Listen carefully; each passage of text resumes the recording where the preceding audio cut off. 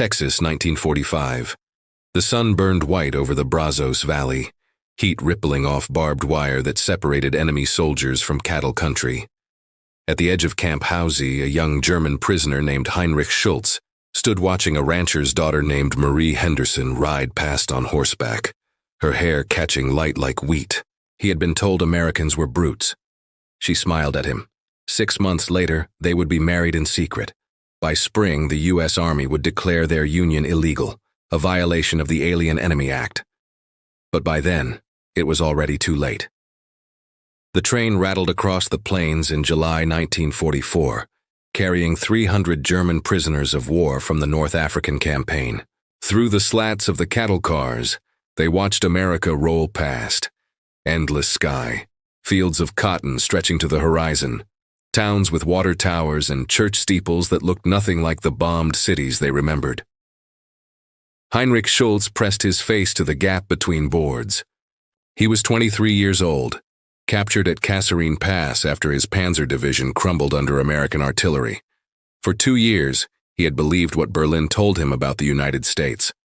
A nation of mongrels, weak, decadent, incapable of real warfare. The train slowed near a place called Gainesville.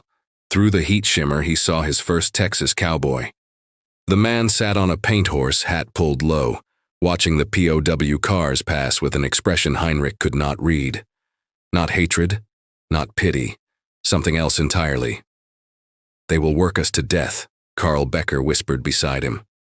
Carl was older, a veteran of the Eastern Front who had survived Stalingrad before transfer to Africa. "That is what prisoners are for." Heinrich said nothing. The train lurched forward. They arrived at Camp House in the afternoon when the sun sat directly overhead and shadows disappeared. The camp sprawled across 12,000 acres of blackland prairie, housing 45,000 American soldiers in training and nearly 4,000 German prisoners. Guard towers, barbed wire, rows of tar paper barracks that baked in the summer heat. The guards formed them into lines. Heinrich expected brutality. Instead, a sergeant with a thick Oklahoma drawl told them where the mess hall stood when roll call happened, and that any man who tried to escape would find himself in worse accommodations. "You boys will work," the sergeant said. "Farm labor mostly, road repair. The war took our men and the cotton needs picking." He spat tobacco juice into the dust. "Do your jobs, keep your heads down, and we'll get along fine." That first evening, they ate beef stew and cornbread. Heinrich stared at his plate.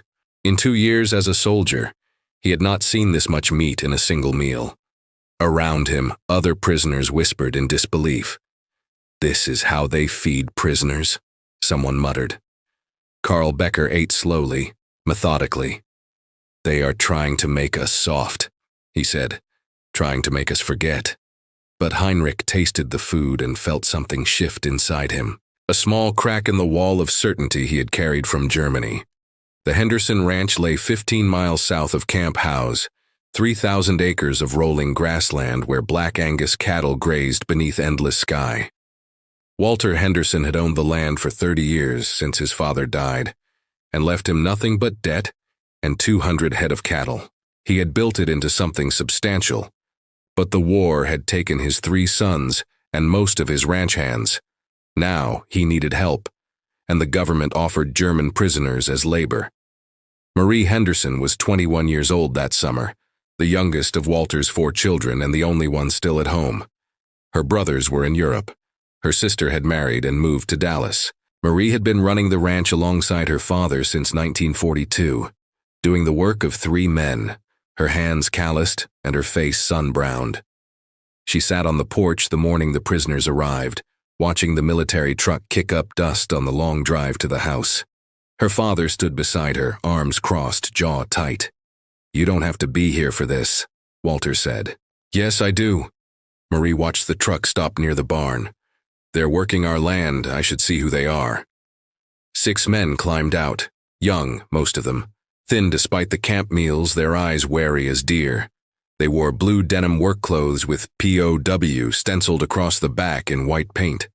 The guard, a corporal named Davies, kept his rifle slung but his hand near it. Walter walked forward. "You men speak English?"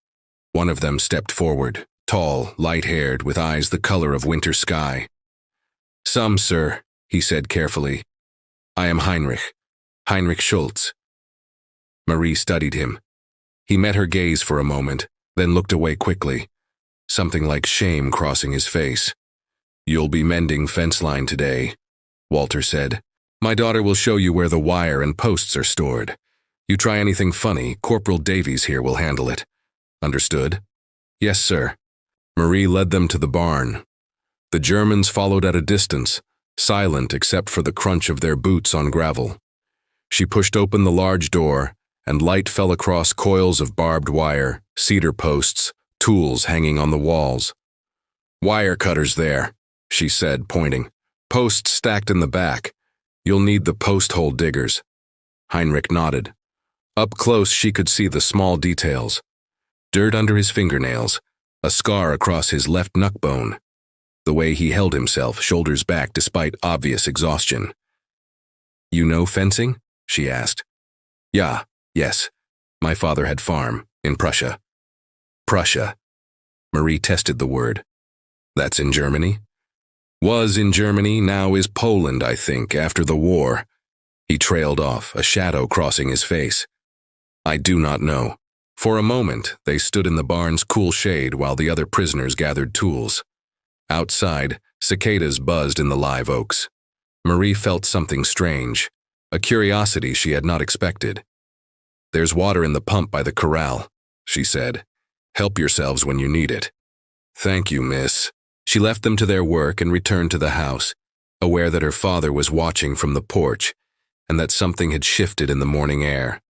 The Germans came 3 times a week that summer. They mended fences, repaired the windmill, mucked out stalls, and hauled hay bales in the killing heat. Walter Henderson watched them carefully at first, waiting for laziness or sabotage, but Heinrich and his crew worked like men grateful for purpose, and by the second week, Walter found himself nodding approval. Marie brought them water each afternoon. She told herself it was simple hospitality, the way her mother had taught her to treat ranch hands. But she noticed things, the way Heinrich worked through obvious pain in his left shoulder, legacy of shrapnel from his capture. How Carl Becker sang quietly while digging post holes, old German songs that sounded like hymns. The youngest prisoner, a boy named Klaus, barely 18, who sometimes stopped working to stare at the horizon with an expression of such profound homesickness that Marie's chest tightened. One afternoon she found Heinrich sitting in the barn's shade during the water break, a piece of paper in his hands. She saw German words written in careful script. "Letter?" she asked. He looked up, startled. "Yes, to my mother. I try to write, but—" He gestured helplessly. "How do I tell her where I am? What do I say about this place?" Marie sat down on a hay bale nearby, keeping proper distance. "What was it like, where you're from?" Heinrich was quiet for a long moment. "Small village," he said finally. "My family grew rye and potatoes. We had chickens, an orchard." He smiled faintly. "Nothing like this here, the sky is so big. In Prussia, we had forests, dark forests that went for kilometers.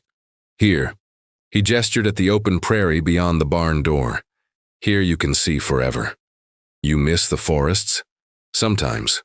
But I think—" He hesitated, choosing words carefully. "I think maybe I understand now why Americans are different. When you can see so far, maybe you think differently. Maybe you believe different things are possible." Marie studied him. "What did they tell you about us? Before you came here?" Heinrich's jaw tightened. "Many lies," he said quietly. "We were told Americans were soft, cowards, that you only understood money and had no honor." He met her eyes. "We were told many lies." From outside came Corporal Davies' voice calling the work break over.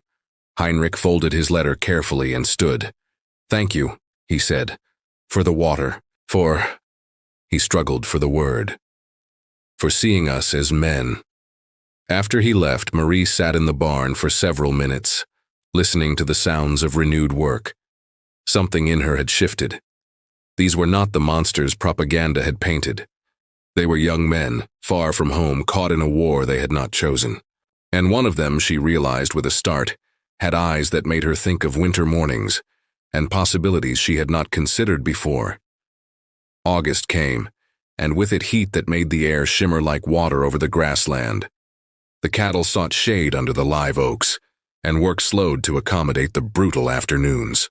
Marie's father began letting the prisoners take longer breaks during the hottest hours, and Heinrich's crew spent that time in the barn, talking quietly in German or sleeping on the hay. One Thursday afternoon, Marie was working with Cisco, her father's best cutting horse, when Heinrich approached the corral. The other prisoners were resting, but he had walked over, drawn by the sight of her putting the horse through its paces. "You ride very well," he said. Marie brought Cisco to a halt. "Been riding since I was 5, you ride?" "In the army, yes, but not like this." He watched the horse with obvious appreciation. "Not for, how do you say, for pleasure." On impulse, Marie made a decision that would change everything. "Want to try?" Heinrich's eyes widened. "I am prisoner. Corporal Davies is asleep in the truck. My father's in town, just a few minutes in the corral." She saw him wrestling with it. The rules were clear. Prisoners were not to be fraternized with beyond what work required. But she also saw his hunger, the way he looked at the horse, and she understood. He had been a soldier, then a prisoner. Perhaps he had forgotten what it meant to do something simply because it brought joy. "Okay," he said softly. Marie opened the gate. Heinrich approached Cisco slowly, speaking to him in German, low and gentle. The horse's ears pricked forward. When Heinrich mounted, his movements were careful but confident, a man who understood horses. Marie watched him circle the corral once, twice, and saw his expression transform. The wariness fell away. His shoulders relaxed. For 30 seconds, he was not a prisoner. He was simply a man on a horse under a Texas sky. When he dismounted, his hands were shaking slightly. "Thank you," he said, and his voice was rough. "I had forgotten what that felt like." Marie took Cisco's reins. "What?" "Free." They stood in the dust and heat, and Marie felt something pass between them, a current she could not name. Then Corporal Davies's voice called from the truck, and the moment broke. Heinrich returned to the barn, but that evening, as Marie brushed down Cisco, she realized she was thinking about the German prisoner in a way that had nothing to do with the war. As September arrived and the heat began to break, the conversations deepened. Marie found reasons to be near where the prisoners worked. She told herself she was supervising, but the truth was simpler and more complicated.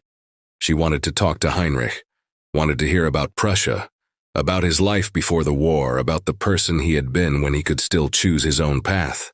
He told her about university in Königsberg, where he had studied literature before conscription, about his mother, who ran the farm alone after his father died, about his younger sister Anna, who wrote him letters full of carefully censored news about the village. "She tells me the orchard bloomed this spring," he said one afternoon while repairing a gate. "But she does not tell me if the house still stands or if the Russians came through. The censors remove anything important. You're worried about her." "Always." He drove a nail with precise strikes. "I think maybe I will never see her again. The war will end and Germany will be," he gestured vaguely, "something else, and I will be here or in another camp, and Anna will be somewhere I cannot reach." Marie wanted to say something comforting, but the words felt hollow. Instead, she handed him another nail. "Tell me about Texas," Heinrich said. "Before I came here, I thought it was all desert and cowboys shooting guns." Marie laughed. "Some of that, but mostly it's this. Grass and cattle and sky, working hard because the land demands it. My granddad came here in 1885, built the first ranch house with his own hands. My daddy expanded it. Now it's my turn to keep it going. Your brothers will come home? If they do." The words came out harder than she intended. "Billy's with Patton somewhere in France, Jack's in the Pacific, Tom." She stopped, swallowed. "Tom's MIA since Normandy. We don't know." Heinrich set down his hammer. "I am sorry.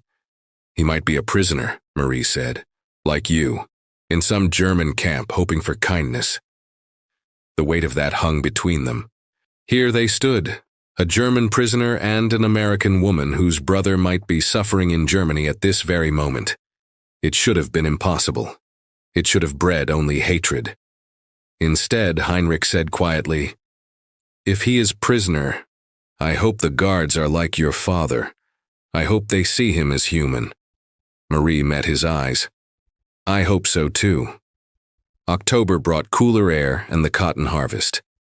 The Henderson Ranch did not grow cotton, but neighboring farms did, and the camp sent work details to help bring in the crop. Heinrich's crew spent 2 weeks in the fields, backs bent under the sun, fingers bleeding from the sharp bowls. On a Saturday afternoon, they returned to the Henderson Ranch to finish building a new chicken coop. Marie's father had gone to Gainesville for supplies, leaving her alone with Corporal Davies and the prisoners. She brought out lemonade, a luxury made possible by sugar rations her mother had saved. The men drank gratefully. Klaus, the young one, actually smiled for the first time Marie could remember. Even Carl Becker, usually stern and watchful, nodded his thanks.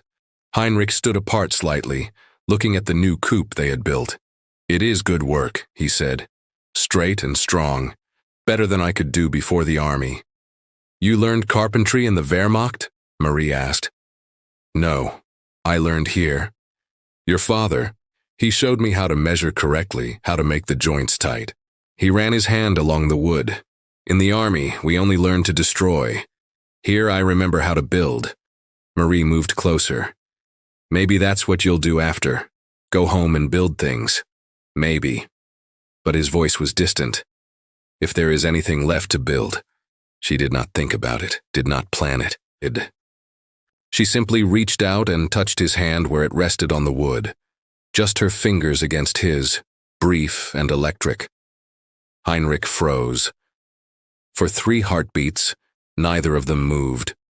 Then he turned his hand over, and their palms met, just for a moment, before they both stepped back as if burned.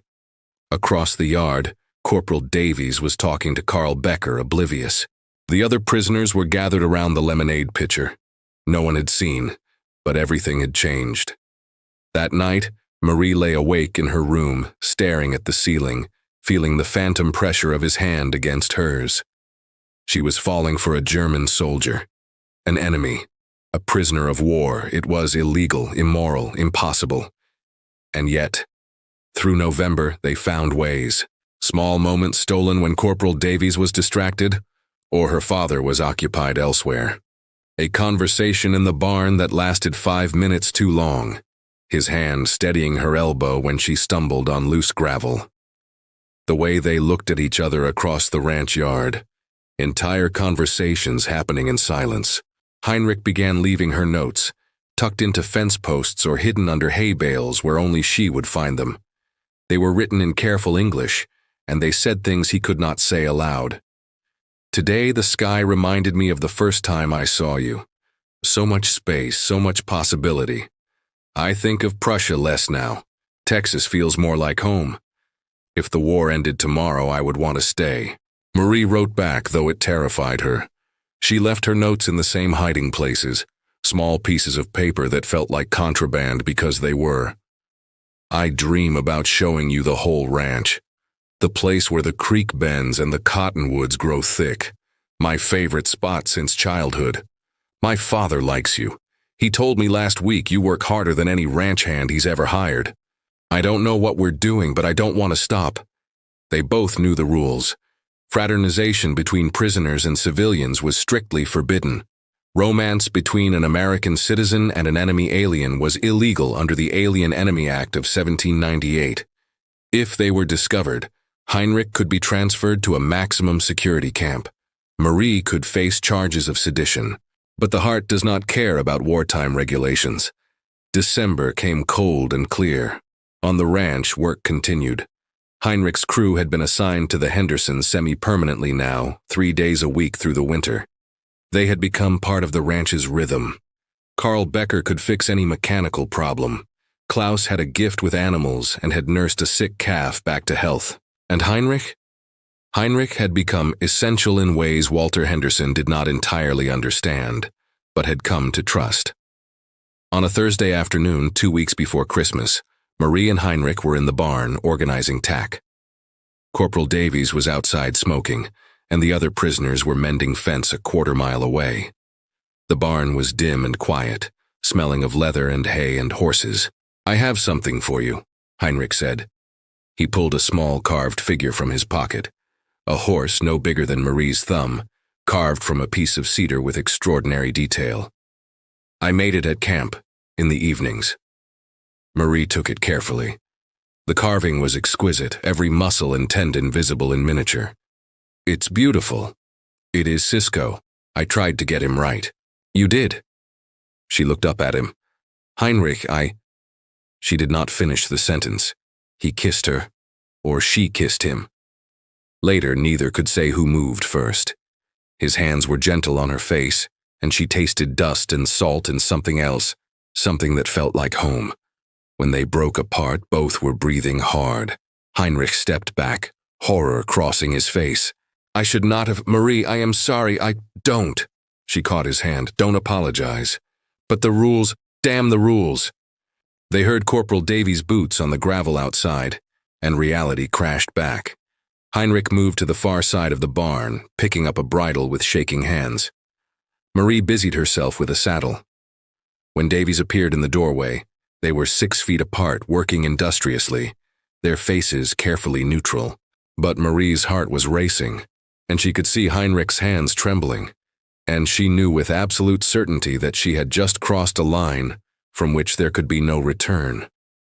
Through December and into January 1945, they continued meeting in secret, stolen conversations, brief touches when no one was watching. Heinrich told her he loved her in halting English, and Marie said it back in German she had learned from listening to him and the other prisoners talk. "Ich liebe dich." They began talking about the impossible. What would happen when the war ended?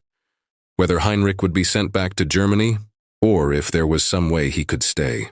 Marie investigated quietly, asking careful questions of the camp chaplain when she accompanied her father to a Christmas service at Camp House. The news was not encouraging. German prisoners would likely be repatriated after the war's end.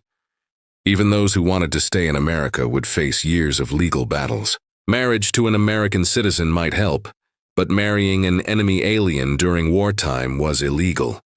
They would have to wait. "How long?" Heinrich asked when she told him. They were standing in the barn, the afternoon of January 15, 1945.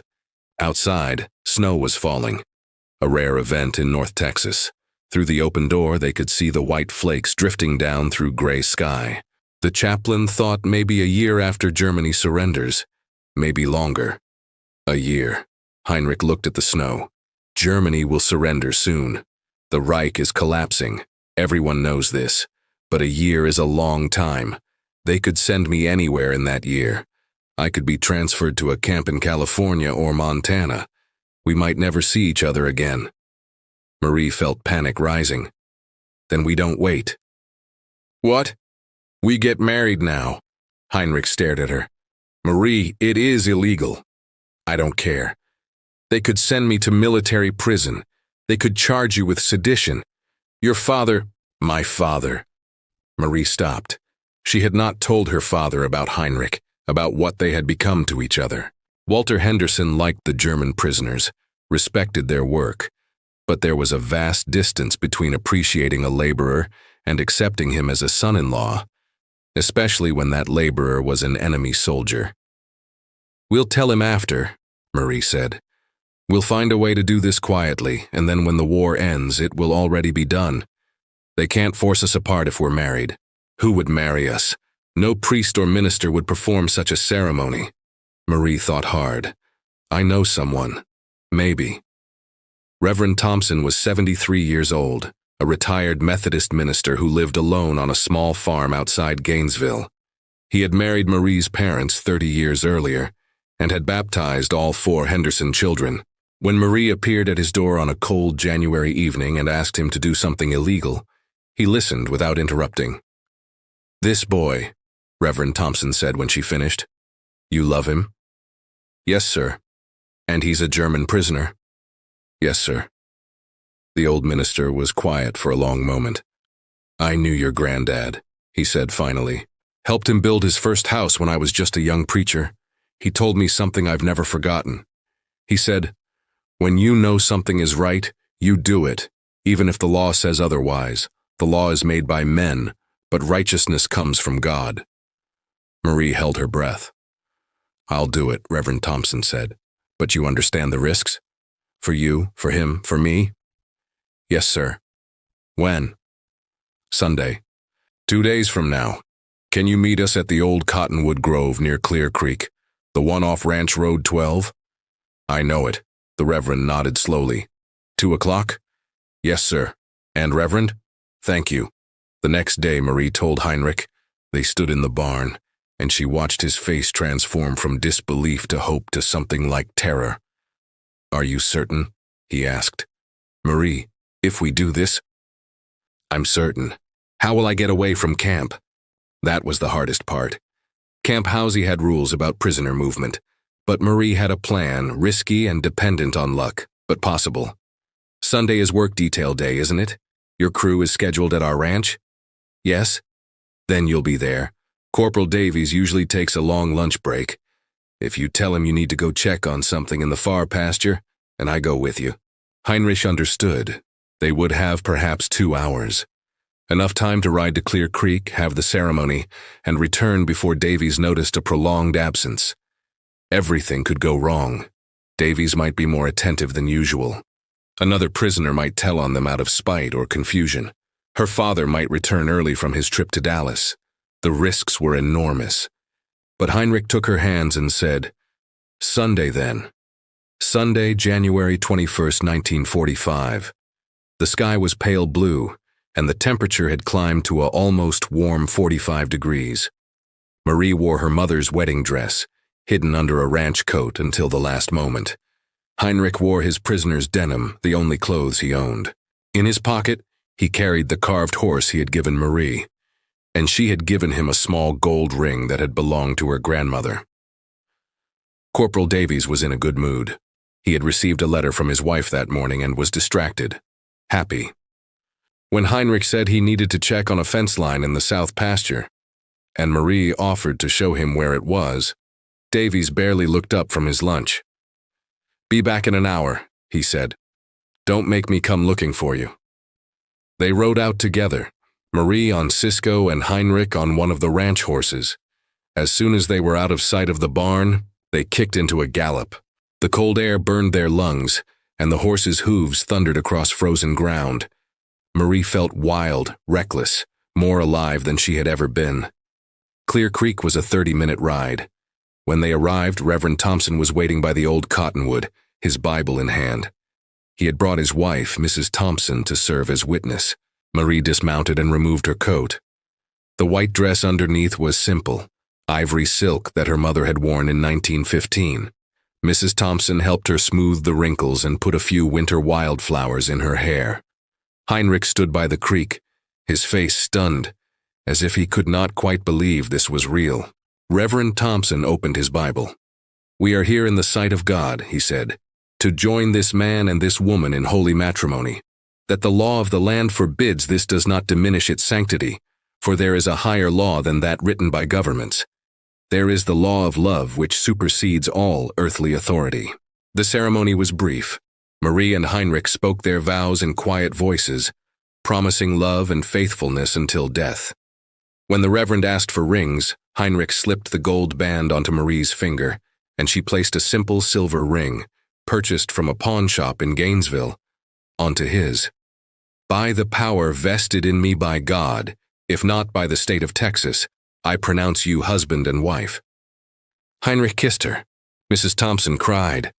And for 5 perfect minutes beside Clear Creek, beneath the bare branches of the cottonwood, they were simply 2 people in love, married and hopeful. Then reality intruded. They had been gone 45 minutes. They needed to return before Davies noticed. Reverend Thompson gave them the marriage certificate, handwritten and signed. "Hide this carefully," he said. "It's illegal, but it's also real. When the war ends, you'll need it." They rode back at a full gallop, arriving at the ranch with minutes to spare. Marie hid her mother's dress in the barn tack room. and Heinrich returned to work as if nothing had changed. But Marie's hand bore a gold ring, hidden under her work glove, and Heinrich carried a marriage certificate folded small in his pocket, next to his heart. They were married, and no one knew. For 6 weeks, they kept their secret. Marie wore her ring on a chain around her neck, hidden beneath her shirts. Heinrich said nothing to the other prisoners, afraid that even Carl Becker might disapprove or accidentally reveal the truth. They continued their work at the ranch, careful never to touch in public, never to let their expressions betray what they had become to each other. But in March, everything unraveled. A prisoner at Camp POW, a Wehrmacht officer named Dieter Krause, had noticed Heinrich's changed demeanor. Krause was a dedicated Nazi, one of the few at Camp POW who still believed in the Reich's ultimate victory. He had watched Heinrich with suspicion, noting the way the younger man volunteered for the Henderson Ranch detail, the way he spoke about Texas with something approaching affection. Krause began asking questions. He followed Heinrich one evening and saw him writing letters in English. He searched Heinrich's bunk and found the marriage certificate, hidden in the lining of Heinrich's jacket. On March 15, 1945, Krause reported Heinrich to the camp commandant for fraternization with the enemy. The military police arrived at the Henderson Ranch on a Tuesday afternoon. Marie was in the house when she saw the vehicles coming up the drive, and her stomach dropped. She knew. Somehow, she knew. Her father was in the barn with the prisoners when the MPs arrived. Walter Henderson came out, face confused and angry, as the military police ordered Heinrich to put his hands behind his back. "What's this about?" Walter demanded. The senior MP, a captain named Morrison, held up a piece of paper. "This prisoner is under arrest for violation of the Alien Enemy Act and fraternization with American civilians.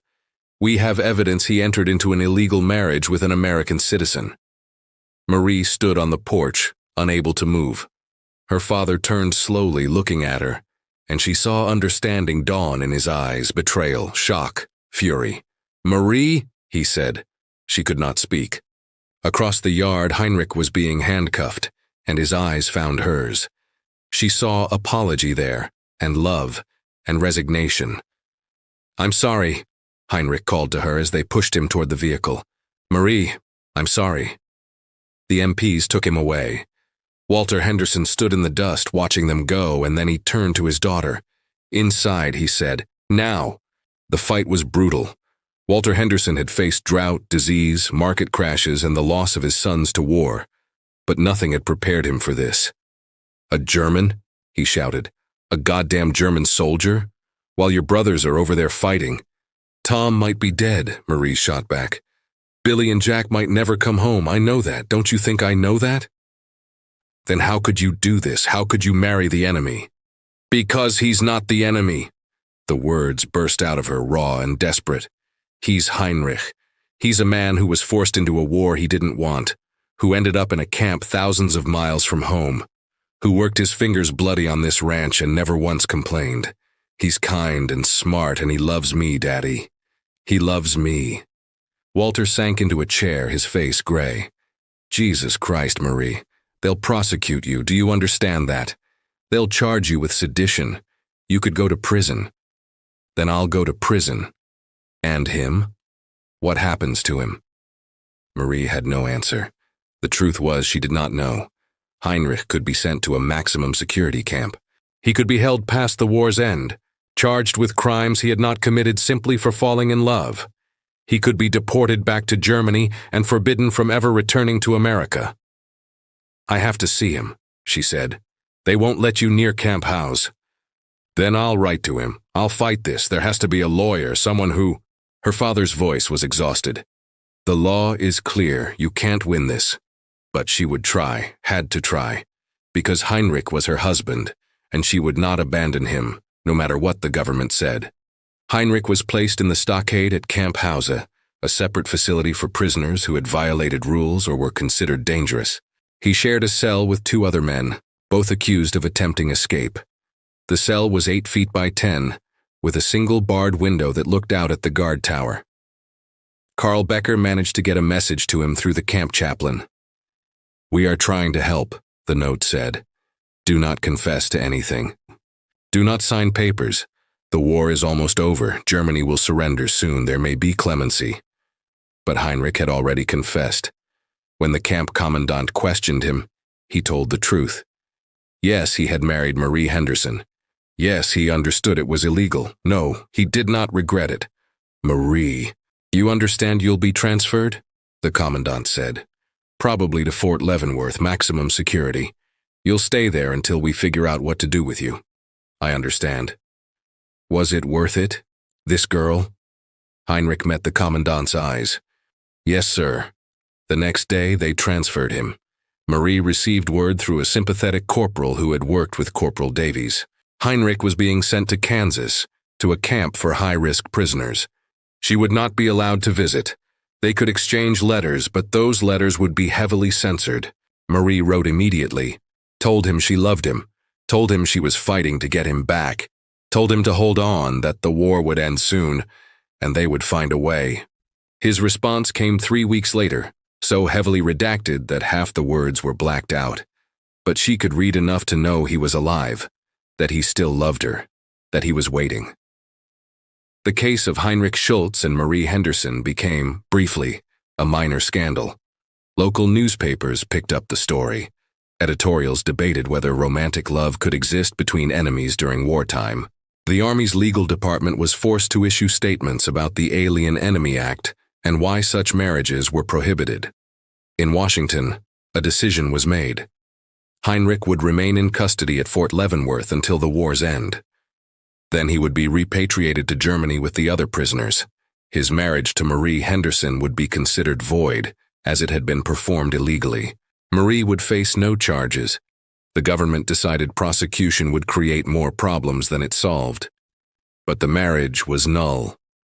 Walter Henderson hired a lawyer, more for his daughter's sake than any belief in success. The lawyer filed motions arguing that Heinrich should be released, that the marriage was valid under higher moral law, that love transcended wartime regulations. Every motion was denied. Germany surrendered on May 8, 1945. Japan followed in August. The war was over, but for Marie and Heinrich, nothing changed. He remained in Fort Leavenworth.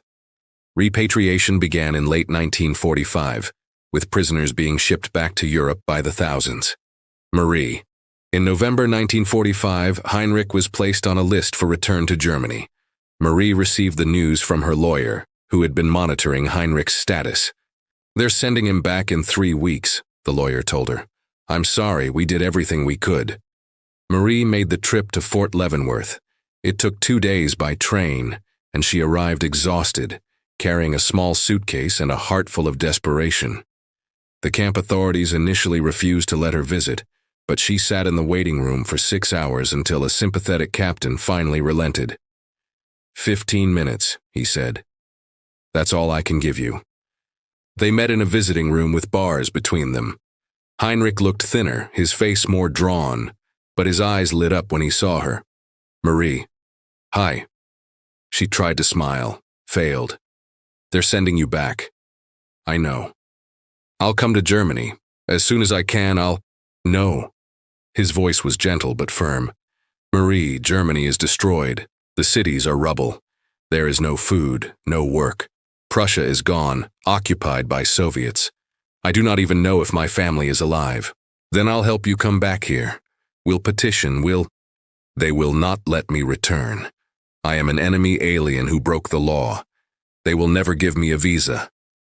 The truth of it sat between them, heavy and final. The war had ended, but they had lost anyway. I love you, Marie said, and tears were streaming down her face. That doesn't change. I love you, Heinrich said. That will never change. But sometimes love is not enough to overcome what governments decide. The captain knocked on the door. Time's up. Marie pressed her hand against the bars. Heinrich did the same, and their fingers touched one last time. I'll wait for you, she said. Do not wait, he said. Live your life, Marie. Be happy. That is what I want. Then he was gone, escorted back to the barracks, and Marie stood alone in the visiting room, feeling as if her heart had been cut from her chest. Heinrich Schultz was repatriated to Germany in December 1945. arriving in Bremerhaven on a transport ship crowded with former prisoners. From there, he made his way east, searching for his family.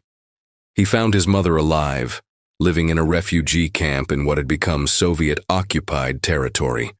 His sister Anna had survived but was married now, to a Russian soldier. The farm was gone, taken by the state. His home was ashes. For 2 years, Heinrich tried to find a way back to America, to Marie. He wrote letters that often went unanswered, lost in the chaos of post-war mail systems. He applied for visas that were automatically denied. He contacted the American embassy and was told his illegal marriage made him permanently inadmissible to the United States. In 1947, he stopped writing. Not because he stopped loving Marie, but because he understood the impossibility of their situation. He could not reach her. She could not reach him. The war had separated them as effectively as an ocean. Heinrich rebuilt his life slowly. He found work as a carpenter in Hamburg, using the skills he had learned building chicken coops on a Texas ranch. He never married again.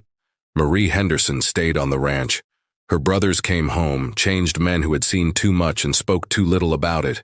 Tom had survived as a prisoner in Germany, enduring treatment far worse than Heinrich had experienced in Texas.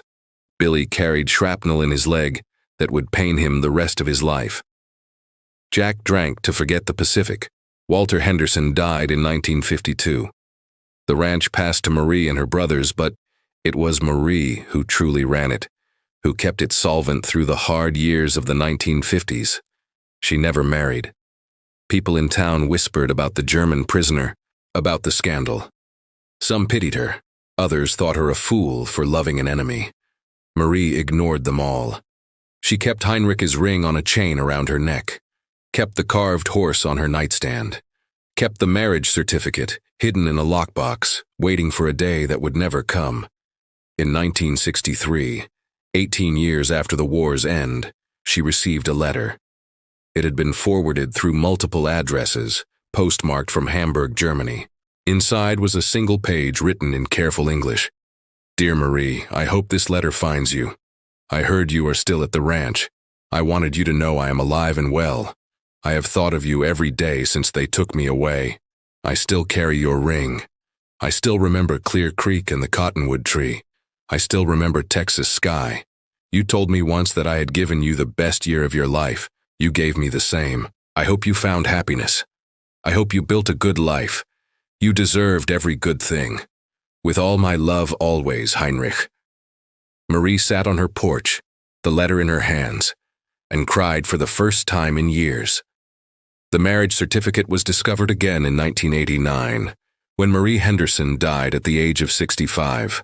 Her nephew, cleaning out the ranch house, found it in a lockbox along with letters, photographs, and a small carved wooden horse. He contacted historians who verified the story. The marriage between Marie Henderson and Heinrich Schultz had indeed occurred, performed by Reverend Thompson in January 1945. Under the law of the time, it was illegal and void. But Reverend Thompson had written something on the certificate, below the signatures. The nephew found those words and understood why his aunt had kept this document hidden for 44 years. This union, though forbidden by man's law, is sanctified by God's love. What the government calls illegal, heaven calls blessed. No earthly power can void a bond made in righteousness. The government had found out about their marriage in 1945. The government had separated them, sent Heinrich to Germany, declared their union void. But the government could not erase what they had felt, could not undo the vows spoken beside Clear Creek, could not remove the truth of those brief, bright months when a cowboy's daughter and a German prisoner had chosen love over law, hope over war, and had paid the price for their defiance. Heinrich Schultz died in Hamburg in 1992, at the age of 71. Among his possessions, his daughter found an old photograph of a ranch in Texas, a gold ring on a chain, and a wedding certificate written in English. She asked her father about them once when he was very old. "Tell me," she said, and Heinrich told her about Texas, about endless sky and a girl on horseback, about the year he learned that enemies were just people wearing different uniforms, about the only woman he ever loved, who he had married beside a creek and lost to a war that ended too late. Was it worth it? His daughter asked. All that pain? Heinrich looked at the photograph, at the wedding certificate, at the ring. Yes, he said simply, love is always worth it.